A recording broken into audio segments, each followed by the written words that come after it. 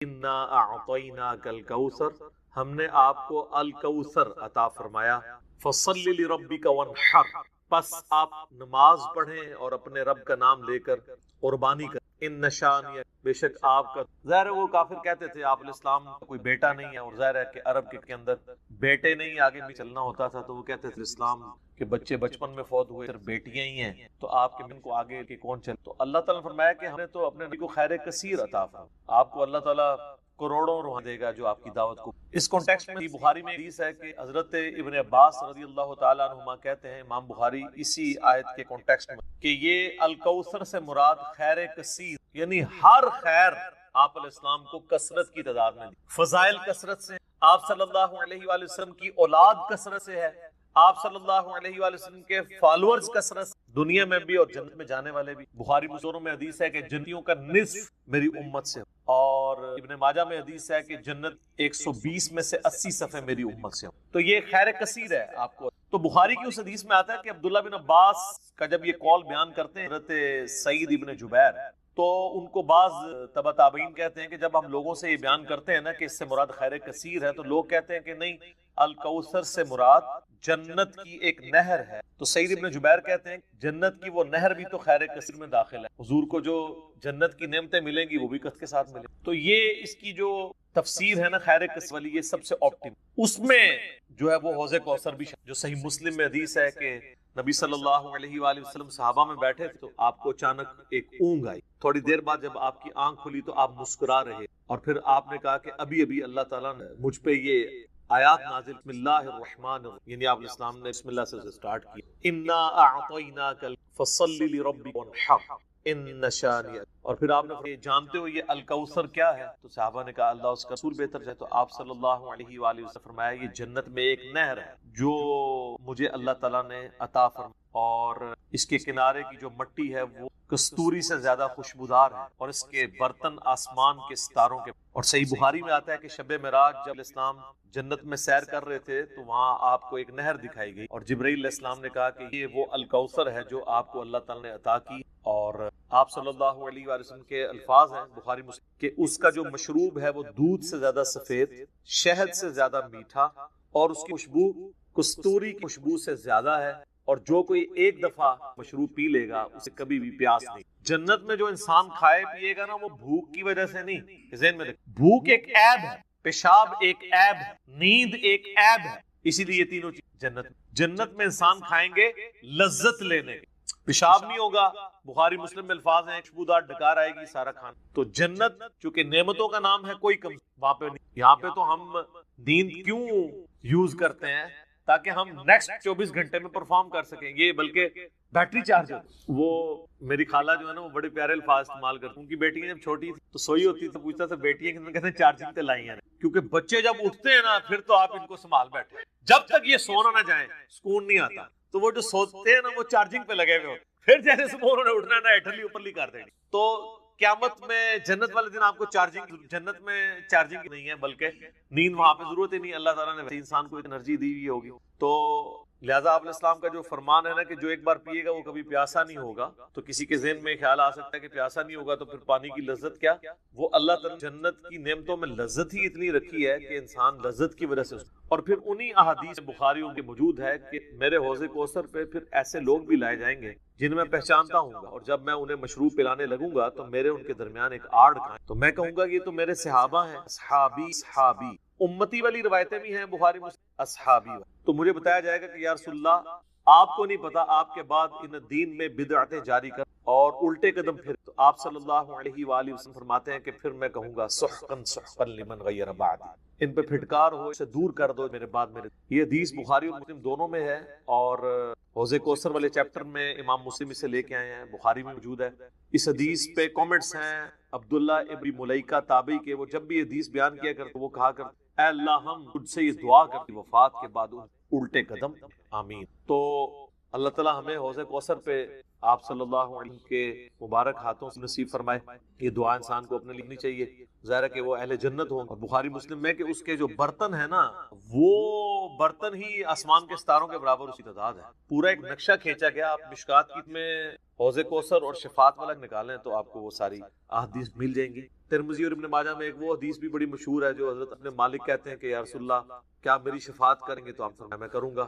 تو یا رسول اللہ قیامت والے دن میں آپ کو کہاں تلاش کروں؟ تو آپ علیہ السلام فرمایا میزان عمل پہ آ جانا جہاں میرے امت نامہ مال تول. یا رسول اللہ وہاں نہ پاؤں تو سر پہ آ جانا. عرض کی وہاں پہ بھی نہ پاؤں، فرمایا پھر پولیس رات پہ آ جانا. کہا وہاں پہ بھی نہ پاؤں تو آپ فرمایا میں ان 3 جگہوں کے سوا کہیں اور نہیں ہوگا، یا میں حوض کوثر پہ ہوں گا اپنے پیاسیوں کو مشروب پلا رہا ہوں گا، یا پھر میزان عمل پہ ہوں گا شفاعت کے لیے، یا پھر میں پولیس رات پہ ہوں گا اپنے امتیوں کے لیے سلامتی کی دعا کر. یہ 3 جگہیں ہیں جہاں پہ آپ صلی اللہ علیہ وسلم کو قیامت کو تلاش کی انشاءاللہ. تو یہ حوض کوثر میں وہ خیر کثیر جو ہر طرح کی آپ کو عطا کی وہ بھی شامل ہے، اور اسپیسیفکلی حوض کوثر جو ہے وہ بھی. حتیٰ کہ جو بخاری اور مسلم میں حدیث ہے، آپ نے اپنی وفات سے ایک پہلے خطبہ دیا تھا غزوہ احد کے شہداء پر جو آپ نے جنازہ دوبارہ پڑھی تھی 8 سال، اس میں الفاظ ہیں آپ نے فرمایا کہ میرا ممبر جو ہے وہ حوض کوثر پہ لگا ہوا ہے. یہ والے جو الفاظ ہیں دوسری حدیث میں، کیونکہ وہاں پہ ممبر نہیں تھا، یہ الفاظ ہیں بخاری کی وہ حدیث کہ میرے گھر سے میرا ممبر سے میرے گھر تک جنت کے ٹکڑوں میں سے ایک ٹکڑا ہے ریاض الجنہ، اس میں الفاظ ہیں اور میرا ممبر جو ہے وہ حوض کوثر پہ لگا. یعنی آپ علیہ السلام وہ دیکھ رہے ٹائم میں گزار کے آپ کو دیکھ. وہ جو بخاری مسلم کی وہ والی حدیث ہے عقبہ بن عامر والی، شہدائے احد پہ آپ نے 8 سال بعد جنازہ پڑھا اپنی وفات سے 1 مہینہ پہلے، اور عقبہ ابن عامر کے الفاظ ہیں یہ آخری دفعہ میں نے رسول اللہ کو میں نے دیکھا ہے، اس کے بعد میں نے آپ کو نہیں. تو اس میں الفاظ ہیں آپ نے فرمایا کہ میں اپنے حوض کوثر کو اس وقت بھی دیکھ رہا ہوں، اور دیکھنا میرے بعد جو ہے وہ مجھے تم سے یہ خطرہ نہیں کہ تم شرک میں مبتلا ہو جاؤ گے، بلکہ مجھے خطرہ ہے کہ تم دنیا کے مال میں پڑ جاؤ، اس کی لالچ کو قتل کرو گے اور بھی تباہ و برباد ہو جاؤ گے جس طرح اگلی قوم. تو اس میں بھی حوض کوثر کے الفاظ موجود. اور پھر میرے ایک ربلا والے بھی آپ کو حدیث ہے جو میں نے حوض کوثر کا ذکر اس حدیث کے اندر بھی، جب وہ سنن ابی داؤد کی ایک حدیث، وہ عبید اللہ ابن زیاد کے پاس ایک وہ آتا ہے، ہاں یہ ابو داؤد کے اندر 4749 ہے. ابو طالوت تابعی کہتے ہیں کہ میں ابو برزہ کو میں نے دیکھا کہ وہ گورنر یزید عبید اللہ ابن زیاد کے پاس آئے جبکہ وہ دسترخوان پر تھا. تو اس نے ابو برزہ کو آتے ہوئے دیکھا اور کہا کہ یہ تمہارا ٹھگنا محمدی ہے. استغفر اللہ. ان کا قد چھوٹا تھا تو ان کا ہے گینڈا محمدی، یعنی محمدی اس نے اس لیے کہا کہ وہ حضور کا صحابی. تو یہ کتنی سخت ہوئی عبید اللہ ابن زیاد. یہ وہی خبیث ہے جس کے بارے میں بخاری میں 3748 نمبر حدیث ہے، جس میں امام بخاری نے حسین کے ساتھ علیہ السلام لکھا کہ یہ حضرت حسین کے حسن میں کلام کرنے لگا. تو ابن مالک نے کہا کہ رسول اللہ کے سب سے زیادہ مشابہت یہ وہی عبید اللہ. تو یہ صحابہ کے گستاخ ہیں بنو امیہ کے. اب آپ دیکھیں جب اس نے یہ بات کی نا تو حضرت ابو برزہ اس کی تنزیہ بات کو سمجھ گیا. آپ نے فرمایا مجھے گمان نہیں تھا کہ میں ایسے لوگوں کے دور حکومت تک زندہ رہوں گا جو مجھے رسول اللہ کی صحبت پر آر دلائیں، کہ میری زندگی میں یہ وقت بھی آنا ہے کہ رسول اللہ کی وجہ سے ہمیں پوری دنیا پہ غلبہ ملا، اور اس غلبے کی حکومت کو جو لوگ انجوائے کر رہے ہیں عرب کے بدو، یہ رسول اللہ سے میری نسبت پہ مجھے آر دلائیں گے کہ مجھے کہہ رہے ہیں کہ ٹھگنا محمدی، پنجابی سے گینڈا محمدی. نعوذ باللہ. تو اب اس نے فوراً پینترا بدلا. وہ کہنے لگا کہ محمد صلی اللہ علیہ وسلم کی صحابیت تمہارے لیے باعث زینت ہے، آر کا سبب. پھر کہنے لگا کہ میں نے تمہیں اس لیے بلوایا ہے کہ تم سے حوض کوثر کے بارے میں پوچھ، کیا تم نے رسول اللہ سے اس کے بارے میں کچھ سنا ہے؟ تو ابو برزہ نے فرمایا ہاں، نہ 1 بار، نہ 2 بار، نہ 3 بار، نہ 4 بار، نہ 5 بار، میں نے کئی مرتبہ رسول اللہ صلی اللہ علیہ وآلہ وسلم سے حوض کوثر کے بارے میں سنا، اور جو حوض کوثر کو نہ مانے اللہ تعالیٰ اسے اس کا پینا نصیب ہی نہ فرمائے. اور پھر سیدنا ابو طالوت کہتے ہیں کہ سیدنا ابو برزہ رضی اللہ تعالیٰ عنہ غصے کی حالت میں وہاں سے تشریف گئے. انہوں نے بدعا دی کہ حضور کے حوض کوثر کو نہیں مانتا اللہ تعالیٰ اس کو. تو حوض کوثر جو ہے ایک ریالٹی ہے، اور قیامت والے دن کی چند بڑی ایکٹیویٹیز جو انسان کے لیے تسکین کا باعث ہے، ان میں سے ایک عرش کا سایہ. اسی طریقے سے یہ اس گرمی کے اندر اللہ تعالیٰ کی نعمتوں میں ہم سب کو آمین. ٹھیک ہو گئی. اب میرے بھائیو جو یہ آیت مبارکہ آ رہی ہے نا سورۃ النساء کی آیت نمبر 48، یہ متقاضی ہے کہ ہم بقیہ ساری گفتگو اسی کانٹیکسٹ میں. یہ قرآن حکیم کی اگر میں کہوں نا سب سے کریٹیکل آیت ہے، تو میرا یہ دعویٰ غلط. کائنات کی سب سے بڑی حقیقت کو آشکار کرنے کے لیے یہ آیت مبارکہ ہے، تو یہ میرا دعویٰ غلط. سورۃ النساء کی آیت نمبر 48 سورۃ النساء میں 2 دفعہ ریپیٹ، تھوڑے سے الفاظ کے فرق ہے. ایک 48 نمبر پہ اور اس کے بعد 116 کے اوپر جا کے یہ آیت آئے گی. شروع کے الفاظ سیم ہیں، بعد والے جو تھوڑا سا فرق ہے، میں وہ دونوں آیات پڑھ دیتا ہوں اور اس کے اوپر پھر انشاءاللہ تفصیلی ڈسکشن کرتے ہیں. پہلے اس آیت مبارکہ کو پڑھ لیں. ان اللہ لا یغفر ان یشرک بہ، بے شک اللہ اس گناہ کو تو کبھی معاف نہیں. کہ کوئی شخص اس حال میں اللہ کے حضور قیامت کے دن پیش ہوا کہ وہ دنیا میں شرک، دنیا میں معاف کر دے گا اگر یہ آخرت کی بات، وَيَغْفِرُ مَا دُونَ ذَلِكَ لِمَن يَشَاءُ، اس کے علاوہ جتنے بھی گناہ ہیں جس کے لیے چاہے گا معاف کر، وہ بھی اوپن لائسنس نہیں، جس کے لیے چاہے گا معاف کر دے گا، لیکن امید ہے کہ وہ قابل معافی ہیں۔ لیکن شرک ایسا گناہ ہے جو اللہ بھی معاف نہیں دے گا۔ اب کوئی کہے کہ جی اللہ کی یہ قدرت کی نفی نہیں ہو جاتی، ان اللہ علی کل شیء قدیر ہے، تو اللہ یہ کیوں کہہ رہا ہے کہ میں شرک بھی معاف نہیں کروں گا؟ اللہ تو شرک معاف کر سکتا ہے، ہم یہ جملہ بھی نہیں کہ کر سکتا ہے، اس لیے لا تبدیل لکلمات، جو اللہ کی وعیدیں ہیں نا وہ اللہ کے فیصلے ہیں، یہ بہت سخت معاملہ ہے، اللہ کے کلمات نہیں۔ تو اللہ تعالیٰ نے یہ اپنی ڈیسٹنی میں چیز مقرر کر دی ہے کہ میں نے مشرک کو کسی صورت بھی بخشنا نہیں ہے، اس کے لیے جنت نہیں ہے۔ ہاں اس کے علاوہ کوئی گناہ ہے وہ جس کے لیے چاہے گا معاف کر دے گا، اور وہ بھی اوپن لائسنس۔ اور اس میں آپ کو ایک گناہ کے حوالے سے بتا دوں، سن نبی داؤد میں حدیث ہے، نبی صلی اللہ علیہ وآلہ وسلم فرمایا کہ 2 گناہ ایسے ہیں جو اللہ تعالیٰ کبھی معاف نہیں کرے گا، باقی ہر گناہ معاف کر، ایک شرک اور دوسرا کسی مؤمن کا قتل ناحق۔ یہ جو اس میں ایک اشارہ تھا نا کہ اس کے علاوہ ہر گناہ چاہے گا، جس کے لیے چاہے گا معاف کر، تو اس کا کیا مطلب ہے؟ جس کے لیے نہیں چاہے گا نہیں معاف کرے گا۔ تو اس میں بھی اشارہ موجود ہے، کوئی ایسی چیز بھی ہے کہ جو اللہ تعالیٰ جس پہ گرفت کر سکے، اور وہ ہے قتل ناحق کسی مؤمن۔ تو اب مجھے بتائیں، جنہوں نے حسین ابن علی اور ان کے ساتھیوں کو ناحق قتل کیا، وہ کس امید پہ بیٹھے ہیں؟ اور ان کو جنت کی جھوٹی خوشخبریاں سنانے والے کس امید پہ بیٹھے ہیں؟ سوچنے والوں کے لیے یہ چیز کافی ہے۔ سن نبی داؤد کی، وَمَن يُشْرِكْ بِاللَّهِ، اور جس نے اللہ کے ساتھ شرک، فَقَدِ افْتَرَىٰ إِثْمًا عَظِيمًا، تو اس نے بہت بڑا جھوٹ اللہ تعالیٰ کے اوپر باندھ دیا، بہت بڑا گناہ کر۔ اچھا سورہ نساء کی آیت نمبر 116 جب آئے گی نا، اس میں پہلے الفاظ تو یہ ان اللہ لا یغفر یشرک بہ ویغفر ما دون ذلک لمن یشاء، لیکن اگلے الفاظ ہیں ومن یشرک باللہ فقد ضل ضلالا بعیدا، جو کوئی اللہ کے ساتھ شرک کرے وہ گمراہ ہوا اور گمراہی میں دور جا۔ اللہم لا تجعلنا، اللہم من احییتہ منا فاحیہ علی الاسلام ومن توفیتہ منا فتوفہ علی الایمان، آمین۔ رضیت باللہ ربا وبالاسلام دینا وبمحمد صلی اللہ علیہ وآلہ وسلم، آمین۔ اب یہ میرے بھائیو ایسا ٹاپک ہے کہ میں اس پہ اگر کم از کم 2 گھنٹے بولوں نا تو تب میری لیکن میں نے چونکہ پچھلی قرآن کلاسز جو 344 لیکچرز مکمل ہوئی تھی، ان میں اس آیت کے اوپر آلموسٹ 1.25 گھنٹے ویڈیو ریکارڈ کروا دی تھی اسی آیت کے اوپر۔ مسئلہ نمبر 3 کے نام سے وہ اپلوڈڈ ہے یوٹیوب کے اوپر، دعا صرف اللہ ہی، آپ یوٹیوب پہ ویسے بھی لکھیں نا دعا صرف اللہ ہی سے اور علی مرزا، تو وہ ویڈیو کھل جائے گی۔ اور اس کے بعد بھی کئی ایک لیکچرز وقتاً فوقتاً میں نے ریکارڈ کروائے، وسیلے کے نام پر دھوکہ، مجھے تم سے شرک کا خطرہ نہیں، یہ اکثر آپ سنیں، تخت بلقیس والا واقعہ، موسیٰ اور خضر والا واقعہ علیہ السلام، ہر وہ چیز جسے دھوکہ کر کے نا قبر پرستی یا بابا پرستی یا بابوں سے مانگنا سکھاتے ہیں نا، ایک ایک چیز کے اوپر میں نے الگ سے تسلی کروائی، قرآن بخاری اور مسلم، الحمدللہ۔ اب وہ سارے لیکچر جمع کریں تو اس ایک آیت پہ کم از کم 10 گھنٹے گفتگو، لیکن ٹائم تو متحمل نہیں ہے کہ ہم اتنی ڈیٹیل گفتگو کریں، لیکن چند ایک باتیں تو میں ضرور کروں گا۔ ایک ریسرچ پیپر میں نے اس کے اوپر لکھ دیا 8 صفحوں کا، آپ اہل سنت پاک.com پہ ڈاؤن لوڈ کریں گے، دعا صرف اللہ ہی، میں نے اس کا نام توحید شرک اس طرح کا نہیں رکھا کیونکہ لوگ ان ناموں سے چڑھ جاتے، میں نے وہ چیز اس کے نام پہ رکھی کہ جس کے اوپر لوگ چڑھیں۔ آپ کسی بھی مسلمان سے، خواہ بریلوی ہو، دیوبندی ہو، اہل حدیث ہو، اہل تشیع ہو، جا کے پوچھیں کہ دعا کس سے کی جاتی ہے تو کیا کہے گا؟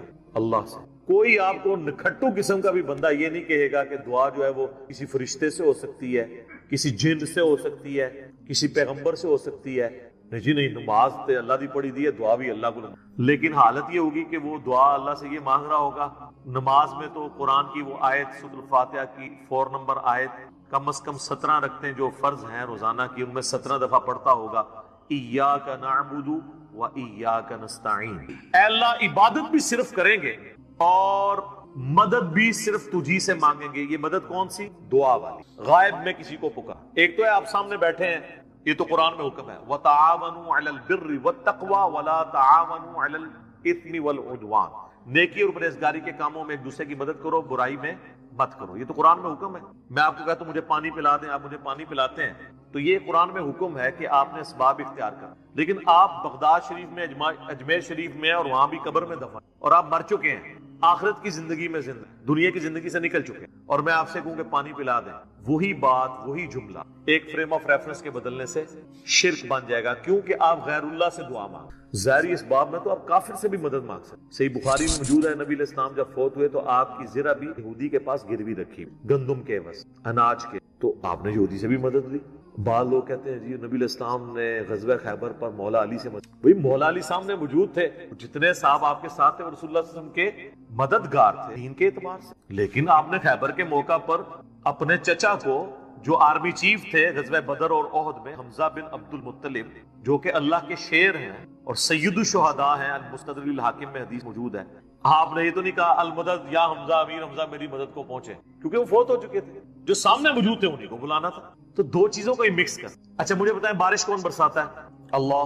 ڈیوٹی کس کی ہے؟ فرشتوں کی۔ تو ہم کیا بارش اللہ سے مانگتے ہیں یا فرشتوں سے؟ فرشتوں سے مانگیں گے تو شرک ہو۔ لہٰذا یہ پتا چلا کہ اگر ڈیوٹیاں بھی لگی ہوئی ہوں، کہنا نا بزرگوں دی ڈیوٹیاں نے، اللہ دا گلا ڈیوٹی کسی کو نہیں پوری ہوئی، جس مزار دا کہنا نا ڈیوٹی ہے، سارے چرسی پوڈری افیمی اسی مزار تے بیٹھے ہوں، اپنے مزار دے ہوتے ڈیوٹی نہیں، چلے ڈیوٹی لگی بھی ہو پھر بھی آپ پکار نہیں۔ یہ جھگڑا نہیں ہے کہ مولا علی علیہ السلام مشکل کشا ہیں یا نہیں، شیخ عبد القادر جیلانی رحمت اللہ علیہ مشکل کشا ہیں یا نہیں، یہ تو جھگڑا ہی نہیں ہے۔ جھگڑا یہ ہے کہ اگر یہ ہو بھی تب بھی مرنے کے بعد، اس دنیا کی زندگی سے جانے کے بعد آپ کمیونیکیشن نہ کسی فرشتے سے، نہ کسی جن سے، نہ کسی پیغمبر۔ اور اگر آپ ظاہری اسباب کی بات کرتے ہیں تو سب سے بڑا مشکل کشا ظاہری اسباب ہے اس کائنات میں انسانوں کے لیے۔ سورج ختم ہو جائے سارے انسان، چاہے کوئی بزرگ ہے یا غیر بزرگ، چاہے مسلمان ہے یا کافر ہے، سورج ختم، زمین اپنی نباتات نہیں پیدا کر سکتی فوٹو سنتھسس کے ذریعے جو کرتی ہے، جب زمین اگانا چھوڑ دے گی تو اگر آپ جانور بھی کھائیں گے تو کتنا عرصہ، جس طرح ہمارے حکمران ہمیں کہتے ہیں کہ اگر ٹماٹر مہنگے ہیں تو دہی ڈال دو، تو اگر زمین اگانا چھوڑ دیں تو ہم جانور کھائیں گے تو کتنا عرصہ، مچھلیاں کھائیں گے تو کتنا عرصہ، وہ بھی ساری مر جائیں گی ہمارے کھانے سے پہلے ہی۔ دنیا پہ موسموں کا تبدیل ہونا، ہواؤں کا چلنا، ہر زندہ چیز کی خوراک، یہ ایک سورج کے، تو پھر سب سے بڑا مشکل کشا کون ہوا؟ آج تک کسی کافر نے بھی کہا ہے المدد یا سورج میری مدد، ہمیں کبھی وہم بھی نہیں آتا۔ سورج کی برکت سے ہی گلیشیئرز کا پانی پگھل کے دریاؤں میں آتا ہے، زمین کے نیچے بھی دریا چلتے ہیں، زمین کے اوپر بھی، جس پانی سے ہم لوگ زندہ ہیں، اور وہ گلیشیئرز تک پانی پہنچنا بھی سورج کی وجہ سے ہے، کیونکہ سورج ایویپوریٹ کرتا ہے سمندر کے پانی کو، وہ ہواؤں اور بادلوں کی شکل میں ہم پر بارش کی شکل میں اور پہاڑوں پہ برف کی شکل میں برستی، ورنہ یہ کروڑوں ٹن پانی اگر سمندر سے شفٹ کرنا پڑے اس کا نمک نکال کے گلیشیئر کی، پوری انسانیت قیامت تک بھی لگی رہی، یہ نہیں کرتا۔ جو کہتے ہیں نہیں خود بخود، اور جو کام کرنے سے نہ ہو وہ خود بخود کیسے ہو سکتا ہے؟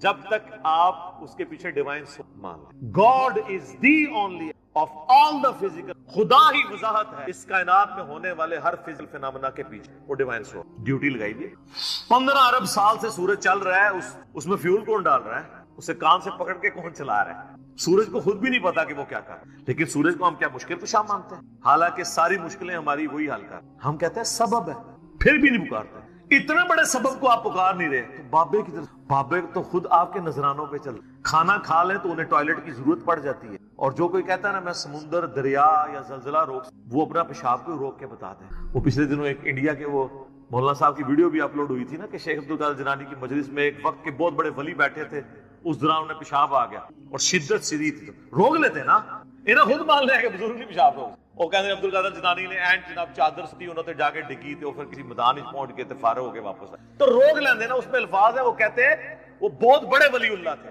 پیشاب نہیں روکنا، انسان بہت کم، کھانا نہ کھائے زندہ نہیں رہ سکتا، محتاج ہے۔ سورۃ المائدہ کی آیت نمبر 72 میں آیا عیسیٰ اور ان کی ماں روٹی کے محتاج تھے۔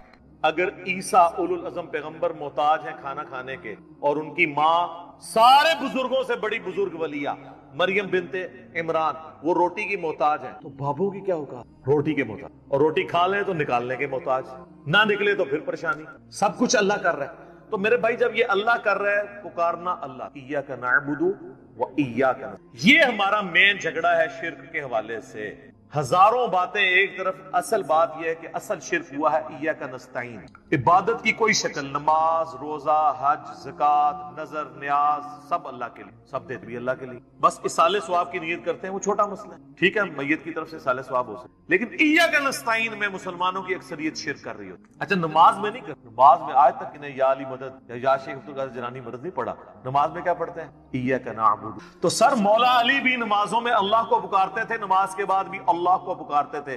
مولا علی کا ماننے والا وہ ہوگا جو مولا علی کی طرح اللہ ہی کو، ورنہ مولا علی کا ماننے والا تو وہ نہ ہوا. تو یہ آپ دیکھیں کتنی بڑی جرت کا یہ لوگ کام کر رہے ہیں. ہم جب سمجھاتے ہیں تو کہتے ہیں آپ گستاخی کر رہے ہیں. سر جب آپ عیسائیوں کو سمجھاتے ہیں نا کہ حضرت عیسیٰ ابن مریم اللہ کے بیٹے نہیں ہیں، تو عیسائی بھی یہی سمجھتے ہیں آپ حضرت عیسیٰ کی گستاخی کر رہے ہیں. اور قرآن میں تو بہت سخت بات آئی ہے، سورہ المائدہ کی آیت نمبر 17 میں، لقد کفر الذین قالوا ان اللہ هو المسیح ابن مریم.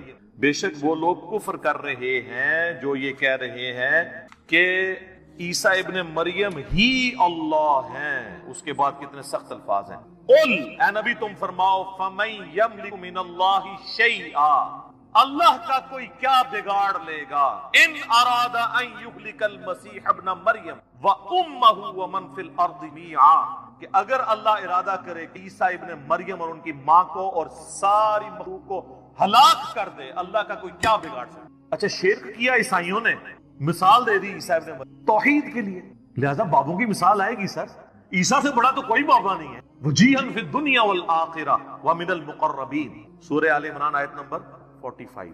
اور 5 اولو العزم پیغمبر جو سورۃ الاحزاب میں سورہ شورى میں آئے، محمد رسول اللہ، ابراہیم علیہ السلام، موسیٰ علیہ السلام، نوح علیہ السلام اور عیسیٰ علیہ السلام، ان میں سے ایک ہیں عیسیٰ ابن مریم. اور اللہ فرما رہا ہے اللہ کا کوئی کیا بگاڑ لے اگر اللہ عیسیٰ اور اس کی ماں اور سب لوگوں کو ہلاک کر دے. وَلِلَّهِ مُلْكُ السَّمَاوَاتِ وَالْأَرْضِ، بادشاہت تو آسمانوں اور کی اللہ کی ہے. وما بینہما، اور جو کچھ اس کے درمیان ہے اس کا مالک بھی اللہ ہے. یخلق ما یشاء، جو چاہتا ہے پیدا کرتا ہے. عیسیٰ کو بھی اس نے پیدا کیا، اس کی مخلوق ہے.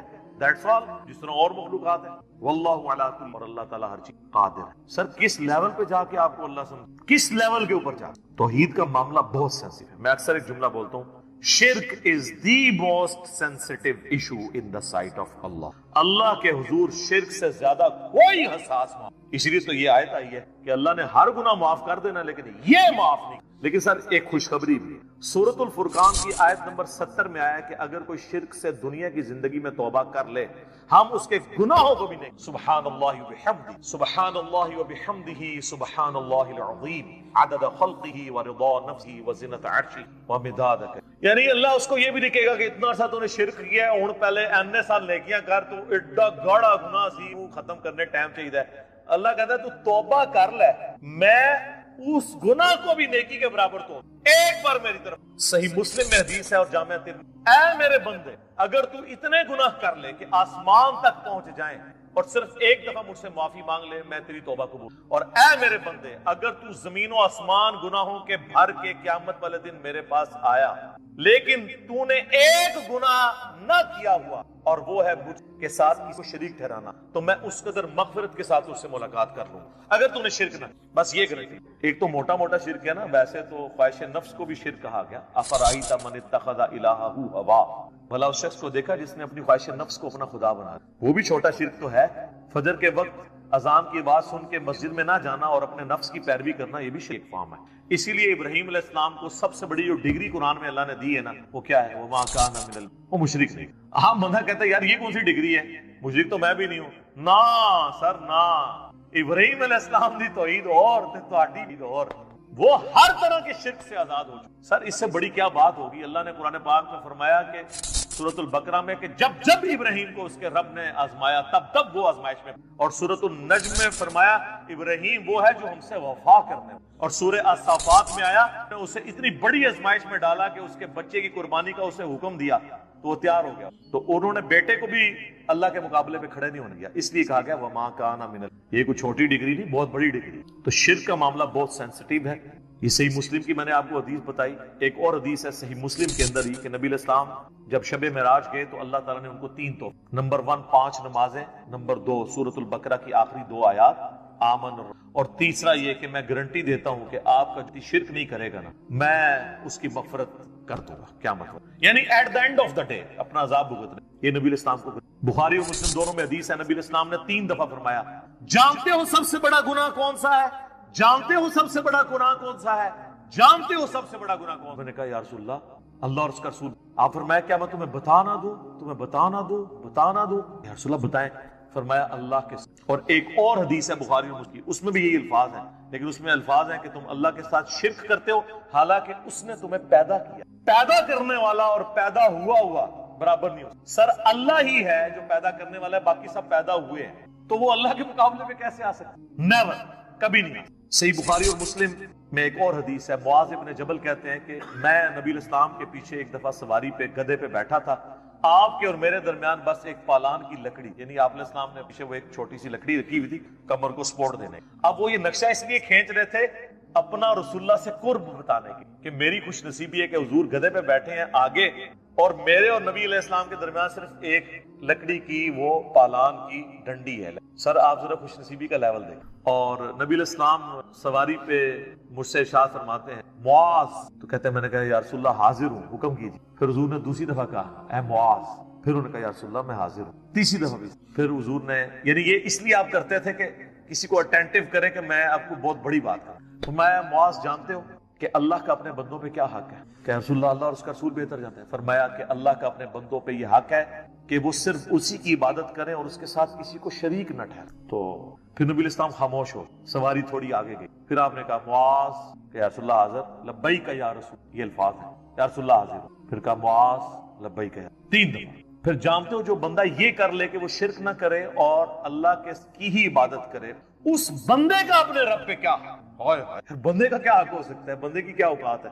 لیکن اللہ نے انسان کو یہ عزت دی کہ جو شرک نہیں کرتا اور صرف اس کی بات کرتا ہے، وہ پھر اللہ پہ حق رکھتا ہے کہ ایسے بندے کو اللہ عذاب نہ دے اور قیامت والے بخش.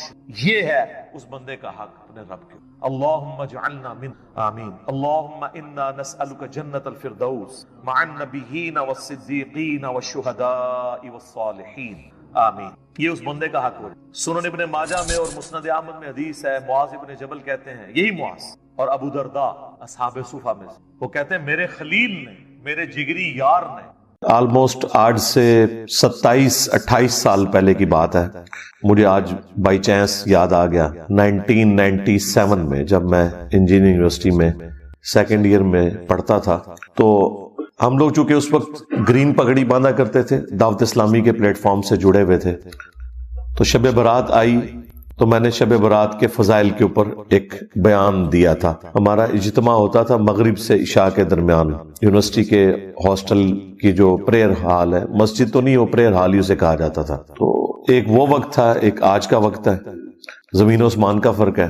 وہ الیاس قادری صاحب نے ایک پورا کتابچہ لکھا ہوا تھا شعبان سے متعلق. کچھ باتیں اس میں ٹھیک بھی تھی، لیکن جو شب برات کے حوالے سے جو ایگزیجریشن، صوفیاء کی عبادات اور پتہ نہیں کون کون سے نوافل اتنے لمبے چوڑے، تو وہ سارے ہم پڑھ کے بیان کیا کرتے تھے.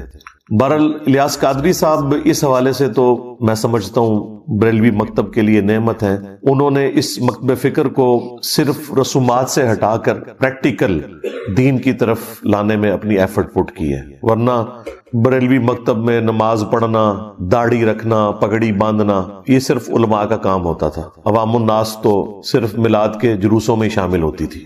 جس طرح کی بے عملی آپ کو اہل تشیع مکتب میں نظر آتی ہے، چند رسومات کا نام انہوں نے دین رکھ لیا. تو بریلوی فرقے کا بھی یہی حال تھا. الیاس قادری صاحب نے ان سے جو ہمارے عقائد میں اختلافات ہیں وہ اپنی جگہ، لیکن بہت بڑی ایفرٹ پٹ کی ہے. اور ایک اور چیز جو بڑی حیران کن ہے آپ لوگوں کے لیے، کہ اس وقت بھی جب ہم شب برات کے حوالے سے بیانات دیا کرتے تھے یا لیکچرز دیتے تھے دعوت اسلامی کے پلیٹ فارم سے، تو اس میں جو شب برات کے موقع کے اوپر یہ پٹاخے چھوڑے جاتے ہیں اور مختلف قسم کی آتش بازی کے ایونٹ پرفارم ہوتے ہیں، انہیں کنڈیم کرتے تھے. اب تو یہ آلموسٹ ختم ہی ہو چکے ہیں. ہندوؤں کے ساتھ رہ کر ہولی اور دیوالی کی رسومات کے زیر اثر مسلمانوں نے بھی اس رات کے اندر آتش بازی کا سلسلہ شروع کر دیا تھا. آج کل کی ینگ جنریشن کو اس کا آئیڈیا نہیں ہے کہ کتنی زیادہ آتش بازی ہوا کرتی تھی پچھلی صدی کے اینڈ میں. اس صدی کے سٹارٹ کے اندر یہ آہستہ آہستہ دعوت اسلامی کے زیر اثر، ظاہر ہے جب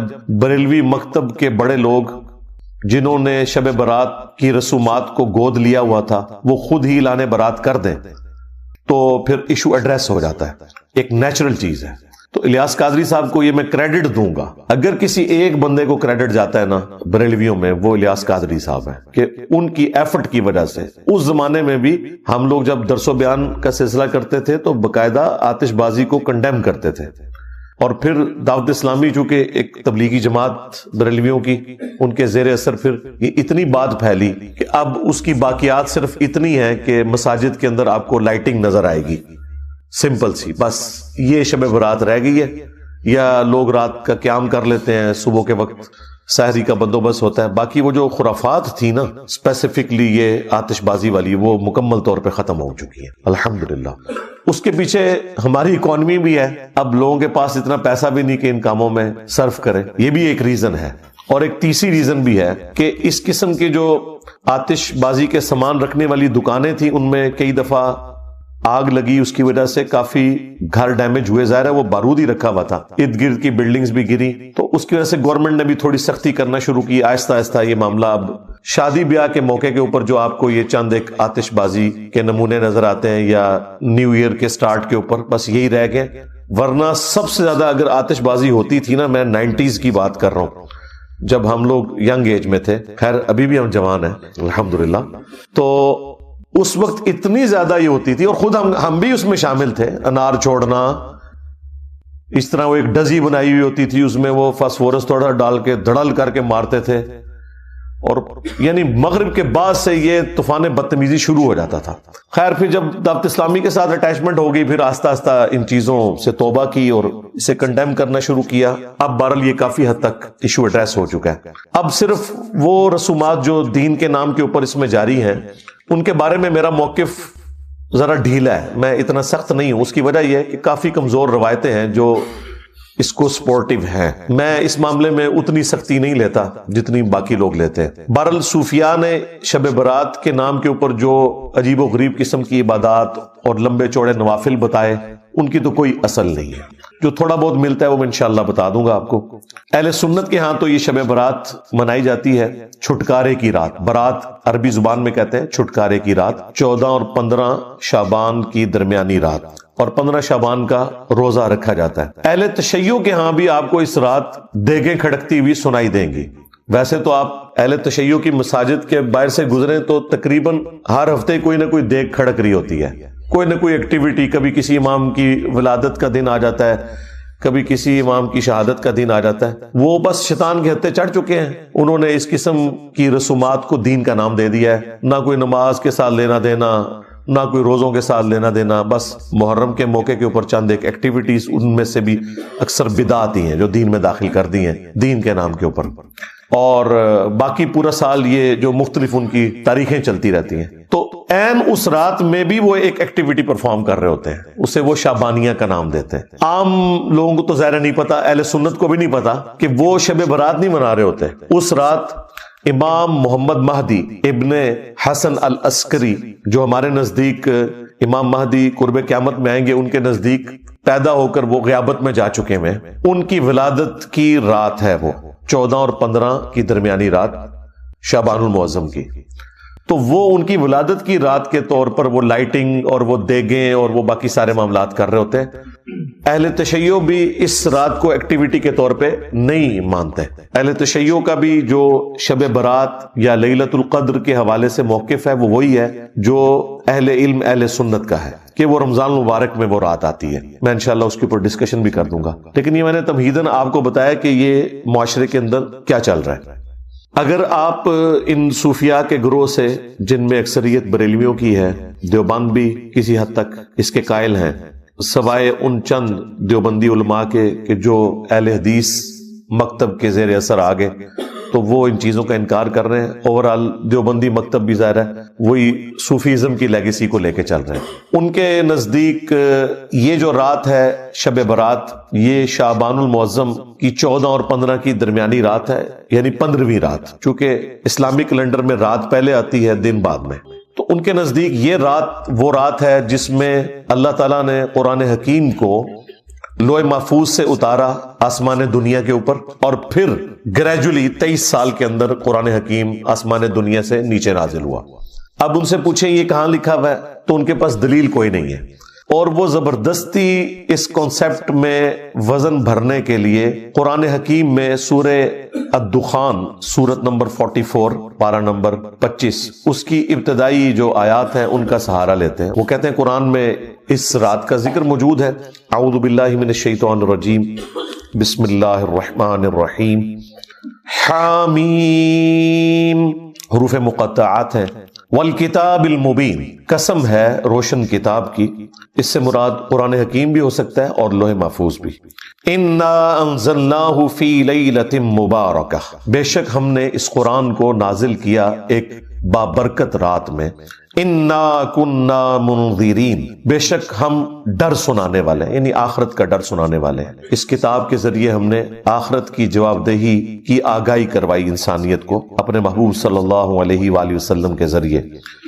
فیہا یفرق کل امر حکیم، اور اس مبارک رات میں ہر اہم کام بانٹ دیا جاتا ہے، یعنی فرشتوں میں کام سونپ دیے جاتے ہیں اللہ تعالیٰ کی طرف سے، پورے سال کا ایک شیڈیول دے دیا جاتا ہے۔ امر من عندنا، اور یہ سارے کام ہماری طرف سے ان کے سپرد کیے جاتے ہیں۔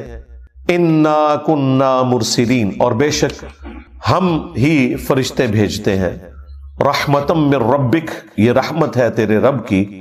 انہو هو السمیع العلیم، بے شک وہ سننے والا ہے، علم والا ہے۔ تو یہ جو 6 آیات ہیں وہ کہتے ہیں ان 6 آیات کے اندر جو بابرکت رات رپورٹ ہوئی ہے وہ شب برات یعنی شعبان کی 15ویں رات ہے، اور کہتے ہیں دیکھیں اس میں واضح ہے کہ اس رات میں ہر اہم کام فرشتوں کے سپرد اللہ تعالیٰ کر دیتا ہے۔ جو آپ نے سنا ہے کہ جی وہ پورے سال میں جن لوگوں نے مرنا ہوتا ہے ان کے نام بتا دیے جاتے ہیں، اسی طریقے سے کس کو کتنا رزق ملنا ہے وہ بتا دیا جاتا ہے، ہر طرح کے امپورٹنٹ کام سپرد کر دیے جاتے ہیں۔ حالانکہ قرآن اگر یہ کہہ رہا ہے نا کہ ہم نے اس قرآن کو ایک بابرکت رات میں نازل کیا، تو پھر سب سے پہلے تو قرآن سے ہی پوچھنا چاہیے کہ وہ بابرکت رات کس مہینے میں آتی ہے، وہ کون سی رات ہے، اور اگر قرآن میں نہ ملے تو پھر صحیح الاسناد احادیث میں۔ لیکن اللہ کا شکر ہے کہ صحیح الاسناد احادیث تک جانے کی نوبت ہی نہیں آتی، قرآن حکیم نے خود بتا دیا ہے کہ قرآن کب نازل ہوا۔ وہ سورۃ البقرہ میں مشہور آیت، شہر رمضان الذی انزل فیہ القرآن، رمضان کا مہینہ ہے وہ جس میں قرآن نازل ہوا۔ ہدی للناس، پوری انسانیت کے لیے یہ ہدایت ہے۔ کہتے ہیں صرف نیک لوگوں کو ہدایت ملتی ہے، نہیں، قرآن کہہ رہا ہے پوری انسانیت کے لیے۔ اور وہ جو سورۃ البقرہ کے سٹارٹ میں ہے ہدی للمتقین، اس سے بھی مراد ہے پوری انسانیت، اور پوری انسانیت میں وہ لوگ جو ڈر جائیں اس تصور سے کہ جس رب نے ہمیں ہماری مرضی کے بغیر پیدا کیا وہ قیامت والے دن ہمیں پوچھے گا۔ متقی سے مراد یہ نہیں ہے کہ کوئی صرف پرہیزگار لوگ مراد ہے، ڈر جانے والے لوگ۔ ہدی للناس، پوری انسانیت کے لیے ہے یہ ہدایت۔ وبینات من الہدی والفرقان، اور اس میں ہدایت کے روشن دلائل ہیں، اور یہ الفرقان ہے یعنی حق اور باطل میں تمیز کرنے والی کتاب۔ اور یہ الفرقان کی صفت صحیح بخاری میں ہمارے محبوب امام کائنات سید الاولین والآخرین شفیع المذنبین رحمت للعالمین سیدنا و مولانا امام اعظم محمد رسول اللہ صلی اللہ علیہ وآلہ وسلم کے لیے بھی رپورٹ ہوئی۔ صحیح بخاری میں حدیث ہے، محمد فرق بین الناس، محمد لوگوں میں حق اور باطل میں فرق ہے۔ قرآن بھی الفرقان ہے، نبی الاسلام بھی الفرقان ہے۔ بہرحال اس آیت سے آپ کو یہ پتا چل گیا کہ رمضان المبارک وہ مہینہ ہے جس میں قرآن نازل ہوا، لہٰذا اب اس کو سورہ الدخان کی ابتدائی 6 آیات کے ساتھ جوڑ لیں، جس میں اللہ تعالیٰ نے فرمایا تھا حامیم والکتاب المبین انا انزلناہ فی لیلۃ مبارکۃ انا کنا منذرین، ہم نے اسے بابرکت رات میں نازل کیا اور ہم ڈر سنانے والے ہیں۔ تو وہ بابرکت رات رمضان المبارک کے اندر ہے، یہ کسی مفتی کا فتویٰ نہیں ہے، کسی صحابی کا فتویٰ نہیں ہے، یہ اللہ تعالیٰ نے خود بتا دیا قرآن کے اندر۔ لہٰذا اب وہ کہانی تو ختم ہو گئی کہ قرآن حکیم جو ہے وہ شعبان کے اندر نازل ہوا ہے۔ اب چونکہ انہیں پتا تھا کہ قرآن اس کے خلاف ہے، انہوں نے نئی کہانی ایک گھڑی، جو میں آپ کو سٹارٹ میں بتا چکا کہ نہیں جی قرآن 2 دفعہ نازل ہوا ہے. ایک دفعہ لوح محفوظ سے آسمان دنیا پہ، وہ ہوا تھا شب برات، شعبان کی 15ویں رات، اور دوسری دفعہ جو نازل ہوا آسمان دنیا سے زمین پر، وہ کہتے ہیں وہ رمضان میں ہوا. ہم کہتے ہیں لکھا کدھر ہوا ہے؟ کہتے ہیں بزرگوں نے بتایا. یہ تو اتنا بڑا ٹروتھ تھا، یہ قرآن میں آنا چاہیے تھا کہ شعبان کا مہینہ ہے وہ جس میں ہم نے قرآن کو نازل کیا لوح محفوظ سے آسمان دنیا پر، اور رمضان کا مہینہ ہے وہ جس میں ہم نے قرآن کو نازل کیا آسمان دنیا سے محمد رسول اللہ صلی اللہ علیہ وآلہ وسلم کے قلب اطہر کے اوپر. لیکن قرآن و سنت بالکل خالی ہے اس سے. پھر اسپیسیفکلی یہ جو رات ہے، اس کی شان میں اللہ تعالیٰ نے پوری سورت نازل کر دی ہے. یہ کوئی چھوٹی بات نہیں ہے، ایک رات کے بارے میں پوری سورت قرآن میں نازل ہوئی ہے، اور وہ ہے سورۃ القدر. قدر عربی زبان میں کہتے ہی تقدیر کو ہے، ڈیسٹنی کی رات جس میں تقدیر کے فیصلے ہوتے ہیں. ایک تو سب سے بڑا فیصلہ ہوا یعنی قرآن نازل ہوا. اللہ تعالیٰ کے اس کائنات کے لیے جو بڑے بڑے فیصلے ہیں، ان میں سے اگر کوئی ٹاپ آف لسٹ فیصلہ ہو سکتا ہے وہ قرآن کا نزول ہے. انسانیت کے ساتھ آخری دفعہ اللہ تعالیٰ نے اپنے پیغمبر صلی اللہ علیہ وآلہ وسلم کے ذریعے کلام فرمایا. تو اس سورت کا نام ہی سورۃ القدر ہے، یعنی تقدیر والی سورت جس میں ڈیسٹنی، تقدیر کے فیصلے ہوتے ہیں. عزت والی رات یہ بھی ترجمہ کیا جا سکتا ہے. یہ سورت نمبر ہے 97. انا انزلناہ فی لیلۃ القدر، بے شک ہم ہی نے اس قرآن کو نازل کیا ایک عزت والی رات میں، ایسی رات جس میں اللہ کی تقدیر کے فیصلے ہوتے ہیں. وہی بات جو سورہ الدخان میں آ چکی، فیہا یفرق کل امر حکیم. یہ قرآن اس رات میں نازل ہوا ہے جس میں ہر اہم کام بانٹ دیا جاتا ہے. یہاں پہ بھی آ گیا کہ یہ ڈیسٹنی، تقدیر کی رات ہے جس میں تقدیر کے فیصلے ہوتے ہیں. اللہ کے علم میں تو پہلے سے ہے، فرشتوں کے سپرد ہوتے ہیں. وما ادراک ما لیلۃ القدر، اور تم کیا جانو کہ لیلۃ القدر کی کیا شان ہے. لیلۃ القدر خیر من الف شہر، یہ تو وہ رات ہے لیلۃ القدر جو 1000 مہینوں سے افضل ہے. یعنی اس رات میں عبادت کرنا 1000 مہینوں، آلموسٹ 90 سال کے قریب بنتا ہے یہ عرصہ، اس سے افضل ہے. تنزل الملائکۃ والروح فیہا باذن ربہم من کل امر، اس رات میں فرشتے نازل ہوتے ہیں اور روح قدس یعنی جبرائیل علیہ السلام بھی اس رات میں نازل ہوتے ہیں اپنے رب کی اجازت سے، ہر طرح کا کام لے کر جو اللہ تعالیٰ ان کے سپرد کرتا ہے. سلام، یہ رات سلامتی کی ہے. ہی حتی مطلع الفجر، اور یہ سلامتی رہتی ہے یہاں تک کہ فجر طلوع ہو جائے، یعنی ختم سحری جہاں ہو جاتی ہے اور فجر کا وقت سٹارٹ ہوتا ہے، اس وقت تک یہ پوری کی پوری رات اللہ تعالیٰ کے فیصلے کی ایک اہم ترین رات ہے. اور رات کی ڈیفینیشن اسلام میں ہے غروب آفتاب سے لے کر فجر کا وقت داخل ہونے تک، یہ پوری رات. تو یہ پوری کی پوری رات اللہ تعالیٰ کے فیصلوں کی رات ہے جس میں فرشتے نازل ہوتے ہیں ہر اہم کام لے کر. یہ جو فضیلت ہے لیلۃ القدر کی، یہ اس رات کے بارے میں ہے جو رمضان مبارک میں ہے. قرآن میں تو بس اتنا ہی آیا کہ یہ رمضان میں ہے، شہر رمضان الذی انزل فیہ القرآن. لیکن پھر نبی علیہ السلام نے اسے بریف کیا. صحیح بخاری اور صحیح مسلم دونوں میں یہ حدیث موجود ہے کہ اللہ کے محبوب صلی اللہ علیہ وآلہ وسلم نے رمضان مبارک کے پہلے 10 دن اعتکاف کیا اور پھر اپنے حجرے مبارک سے سر اقدس کو باہر نکالا اور فرمایا کہ میں نے ان 10 دنوں میں لیلۃ القدر کو نہیں پایا. پھر اگلے 10 دن اعتکاف کیا، پھر آپ صلی اللہ علیہ وآلہ وسلم حجرہ شریف سے باہر نکلے اور فرمایا کہ میں نے ان 10 دنوں میں بھی لیلۃ القدر کو نہیں پایا. اور پھر آپ علیہ السلام نے فرمایا کہ مجھے اللہ تعالیٰ نے بتایا کہ یہ رمضان مبارک کے آخری عشرے یعنی آخری جو 10 دن ہیں ان کی طاق راتوں میں سے کوئی رات ہے. 21ویں بھی ہو سکتی ہے، 23ویں بھی، 25ویں بھی، 27ویں بھی اور 29ویں بھی. یعنی یہ آخری جو 5 طاق راتیں ہیں ان میں سے کوئی ایک رات ہے. نبی علیہ السلام کو وحی کے ذریعے بتایا گیا. تو تم اسے رمضان مبارک کے آخری عشرے کی تاک راتوں میں تلاش کرو. تلاش کرنا مطلب یہ نہیں کہ کچھ آپ کو نظر آنا ہے. یہ پبلک میں مشہور کیا ہوا ہے جی سمندر کا پانی شہد سے زیادہ میٹھا ہو جاتا ہے, اور خدا دا نہ آ جائے گوریا نے کدھر سن لیا نا, پہلے تھوڑی مٹی پلید ہوئی ہوئی ہے. اچھا, انہی باتوں کی وجہ سے آج کل کے جو ماڈرن مسلمان ہیں یا ایون نان مسلم جو ہے وہ ہماری ویڈیوز کو اپریشیٹ کرتے ہیں کہ یار کوئی لاجیکل بندہ آیا ہے جس نے کوئی سینس کے ساتھ بات کی ہے. لیکن ہمارے مسلمانوں میں گھسے ہوئے لوگ اس کو غلط رنگ دیتے ہیں کہ جی انجینئر صاحب ان کے اعلی کار ہیں, کبھی کہتے ہیں یہ یہود و نصارہ کا ایجنٹ ہے. تو یہ لاجیکل گفتگو ہو رہی ہے. اس سے زیادہ سخت الفاظ میں اہل حدیث مکتب کے لوگ کرتے تھے, لیکن ان کے فرقے سے ان کو نقصان نہیں ہوا. نقصان تو ہوا ہے ہماری دعوت حق سے جو نبی الاسلام کی مبارک دعوت حق ہے, اس لیے انہیں تکلیف ہو رہی ہے. ہمارا تو ایک نعرہ ان کو لے ڈوبا ہے, کون سا؟ میرے نبی سا ہے ہی کوئی نہیں, تیرے بابے تھے شے ہی کوئی نہیں.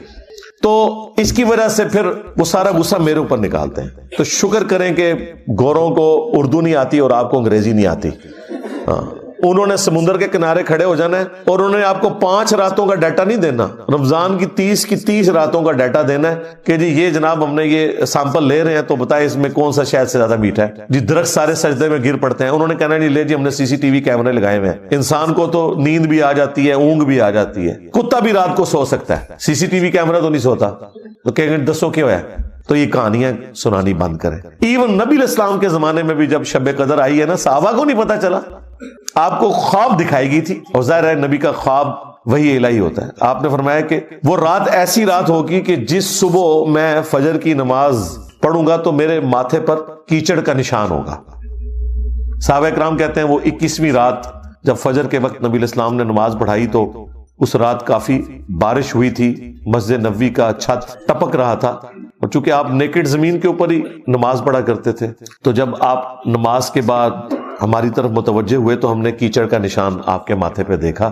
تو ہم نے کہا اچھا یہ رات ہے. یار اگر صحابہ کا یہ سٹیٹس ہے کہ انہیں صبح پتا چلتا ہے, تو یہ جو کہانیاں کرواتے ہیں کہ جی وہ رات کو ہمیں پتا چل جائے گا یہ نشانی ظاہر ہوگی, کوئی نشانی نہیں ظاہر ہوگی بھائی. اور یہ فکس بھی نہیں ہے, یہ بھی ذہن میں رکھیے گا. نبی الاسلام کے مبارک زمانے میں 21ویں رات آئی, یہ 23ویں بھی ہو سکتی ہے. اہل تشیع زیادہ زور دیتے ہیں 23ویں کے اوپر, لیکن وہ بھی مانتے ہیں کہ 21ویں بھی ہو سکتی ہے. کچھ صحابہ کرام صحیح مسلم میں آتا ہے وہ 27ویں کو مانتے تھے. تو یہ ویری کرتی ہے. یہ اللہ تعالیٰ نے بیسیکلی شب قدر کی ایک سیلیبریشن رکھی ہوئی ہے. کسی سال وہ 21ویں کو سیلیبریٹ کرتا ہے اللہ تعالیٰ, کسی سال 23ویں کو, کسی سال 25ویں کو, کسی سال 27ویں کو. مقصد یہ ہے کہ وہ 10 دن آپ اللہ کو دیں, وہ تاک راتیں دیں. جو بخاری مسلم میں آتا ہے کہ جب آخری عشرہ شروع ہوتا تھا نبی الاسلام خود بھی رات کو جاگتے تھے اور اپنے گھر والوں کو بھی جگاتے تھے کہ وہ رات کو عبادت کریں. ان راتوں کو زندہ کرنا مقصد ہے, اور وہ بخاری مسلم میں حدیث ہے. نبی الاسلام نے فرمایا جس نے ایمان اور احتساب کے ساتھ شب قدر کا قیام کیا اللہ تعالیٰ اس کے پچھلے سارے گناہوں کو معاف فرما دے گا. تو وہ فضیلت بیسیکلی حاصل کرنی ہے آپ نے قیام کر کے.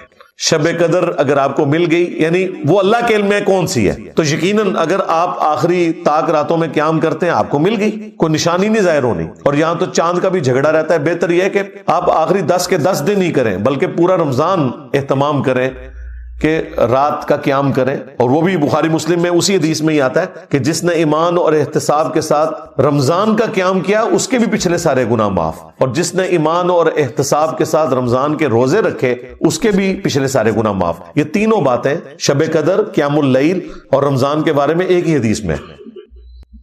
اور پھر یہ جو فضیلت پوری رات کی اللہ تعالی کی طرف سے اس لیلۃ القدر میں, یہ روزانہ بھی کسی نہ کسی درجے میں فضیلت موجود ہے. وہ صحیح بخاری اور صحیح مسلم دونوں میں حدیث ہے کہ اللہ تعالیٰ روزانہ آخری تہائی رات جب رہ جاتی ہے نا, یعنی رات سٹارٹ ہوتی ہے غروب آفتاب سے لے کر فجر کا وقت شروع ہونے تک, یہ اگر 6 گھنٹے بنتے ہیں نا تو اس کو آپ 3 پہ ڈیوائیڈ کریں تو آخری 2 گھنٹے ہیں نا, ایک تہائی رات آخری جو رہ جاتی ہے اس میں اللہ تعالیٰ آسمان دنیا پر روزانہ نزول فرماتا ہے جیسا کہ اس کی شان کے لائق ہے, اور کہتا ہے کہ ہے کوئی مجھ سے بخشش مانگنے والا میں اسے بخش دوں, ہے کوئی مجھ سے سوال کرنے والا میں اسے عطا کروں. اور اللہ تعالیٰ کی طرف سے یہ مسلسل ندا آتی ہے یہاں تک کہ فجر کا وقت داخل ہو جائے. یہ روزانہ کے لیے. اچھا، اس میں بعض لوگ پوچھتے ہیں کہ جی وہ رات کی ٹائمنگ تو پوری دنیا میں مختلف ہے، اس طریقے سے شب قدر بھی. بھائی آپ اپنے علاقے کو فالو کریں گے، یہ ساری چیزیں سمبولک ہیں، یہ فزیکل چیزیں نہیں ہیں، یہ ذہن میں رکھیے گا. لہٰذا یہ کہنا کہ جی آخری تہائی رات پاکستان میں تو اس وقت ہوتی ہے تو 2 گھنٹے کا فرق تو سعودیہ کے ساتھ ہے، کیونکہ ہم GMT+5 میں ہیں اور وہ GMT+3 کے اندر ہیں. اور پھر طاق اور جفت کا بھی فرق آ جاتا ہے اگر آپ لیلۃ القدر کی بات کریں. ان چکروں میں آپ نے نہیں پڑھنا، ان کا کوئی لینا دینا نہیں اس کے ساتھ، کیونکہ یہ ساری کی ساری چیزیں اللہ تعالیٰ کے ڈیوائن پلان کا حصہ ہے. اس کا فزیکل ورلڈ سے کوئی تعلق نہیں ہے، سوائے اس کے کہ ہم نے رسپانس کرنا ہے. باقی اللہ تعالیٰ آسمان دنیا پر نزول فرماتا ہے، اس کی کوئی تمثیل بیان کر سکتا ہے؟ مجھے بتائیں. لیس کمثلہ شیء وہو السمیع البصیر. اللہ کے مثل کوئی شے نہیں ہے اور وہ سننے والا دیکھنے والا ہے. اس کی مثال تو کوئی نہیں بیان کر سکتا. اس کے جو اصل معنی ہے وہ اللہ کے علم ہے. ہمارے لیے یہ ہے کہ وہ دعاؤں کی قبولیت کا وقت ہے. That's all. انسان جو ہے وہ ماں کے پیٹ میں ایک جنین کی شکل میں، ایک ایمبریو کی شکل میں ہوتا ہے، اور پھر وہ کن سٹیجز سے گزرنے کے بعد دنیا میں آتا ہے اور پھر دنیا میں اپنی زندگی گزار کے چلا جاتا ہے. اس کو ہم کہتے ہیں انگلش میں ہیومن لائف سائیکل. اور اسی میں ایمبریونک سٹیج اور اس کے بعد جتنی سٹیجز آئی ہیں ان کا ذکر ہوا ہے. اور قرآن حکیم میں 2 ہی مواقع ایسے ہیں جن میں اللہ تعالیٰ نے جو ہیومن لائف سائیکل ہے مکمل اس کو بیان فرمایا ہے. ایک سورۃ الحج کی آیت نمبر 5 میں بڑی ڈیٹیل کے ساتھ، اور دوسرا مقام یہ سورۃ المؤمنون آیت نمبر 12 سے 16 تک 5 آیات میں. وہ ایک آیت اور وہ آیت نمبر 5 اور یہ 5 آیات ہیں سورۃ المؤمنون کی. وَلَقَدْ خَلَقْنَا الْإِنسَانَ مِنْ صُلَالَةٍ مِنْ طِينٍ. اور بے شک ہم نے انسان کو پیدا کیا ایک جوہر سے، ایک ایسے سبسٹانس سے جو مٹی سے تھا. یعنی جو مرد کی منی جو کہ عورت کی اووری کو فرٹائل کرتی ہے، جس کی وجہ سے آگے سارا معاملہ چلتا ہے، ان تمام چیزوں کا اوریجن جو ہے وہ مٹی ہے. کیونکہ اسی مٹی سے انسان کی غذا آتی ہے، اسی غذا سے انسان پروان چڑھتا ہے، اسی غذا کے ذریعے یہ سارے کے سارے معاملات چلتے ہیں. اس لیے جب بھی قرآن حکیم یہ بات کرتا ہے کہ مٹی سے انسان کو پیدا کیا، تو اس سے مراد یہ ہے کہ مٹی ہی بیسیکلی وہ سورس ہے جس سے وہ ساری چیزیں آتی ہیں. کہیں قرآن حکیم میں آیا کہ نطفے سے پیدا کیا. اب نطفہ جو ہے اس کا بھی اوریجن بیسیکلی مٹی ہے. ایون دنیا میں کوئی بھی چیز جو انسان اپنے استعمال میں لے کے آتا ہے اس کا اوریجن مٹی ہے. آپ دودھ پیتے ہیں تو اس کا اوریجن بھی مٹی ہے. وہ مٹی جس میں سے وہ گھاس پھوس پیدا ہوا، اس کو گائے یا بھینس نے کھایا اور اس نے پھر دودھ دیا. تو ہر چیز کو اگر آپ ڈیپ ڈگ کرنا شروع کریں گے تو اس کا اوریجن مٹی ہے. اب یہ بات شیطان کو سمجھ نہیں آئی. اس نے کہا کہ آگ جو ہے مٹی سے افضل ہے، حالانکہ مٹی میں اللہ نے وہ خوبیاں رکھی ہیں جو سونے میں بھی نہیں ہیں. یعنی آپ ایک بیج کو اگر سونے میں کیا دنیا کی اس سے بھی زیادہ اگر کوئی قیمتی دھات ہے پلاٹینیم اس میں بھی ڈال دیں، اس میں سے کبھی بھی درخت نہیں نکلے گا. لیکن مٹی میں اگر آپ ایک بے قدر بیج بوتے ہیں 6 ارب گنا بڑا درخت بنتا ہے اور کتنے لوگوں کی غذا کا سبب بنتا ہے. یہ پورے کا پورا نظام جو ہے زمین پہ جو فوڈ سائیکل ہے وہ سب کا سب مٹی کے اوپر ڈیپینڈنٹ ہے. تو یہ اللہ تعالیٰ نے اس کو ایسی خوبی دی ہے. اس کے برعکس آگ میں جو بھی چیز ڈالی جائے وہ جل کر فنا ہو جاتی ہے. تو اللہ تعالیٰ نے فرمایا کہ انسان کو بے شک ہم نے مٹی کے جوہر سے پیدا فرمایا. ثم جعلناہ نطفۃ فی قرار مکین. اس کے بعد ہم نے اس کو پانی کی ایک بوند نطفے کی شکل میں ایک بڑے مضبوط مقام پر رکھ دیا. وہ مضبوط مقام رحم مادر ہے، یعنی مدر کی یوٹرس جس میں اللہ تعالیٰ اس جنین کی پرورش فرماتا ہے. ثم خلقنا النطفۃ علقہ. اس کے بعد اس نطفے کو ہم نے علقہ بنا دیا. یہ علقہ کا جو ورڈ ہے عربی میں یہ 3 معنوں میں استعمال ہوتا ہے اور بیک وقت تینوں معنی درست ہیں اس ایمبریو کی جو شکل و صورت ہے اس کے کانٹیکسٹ میں.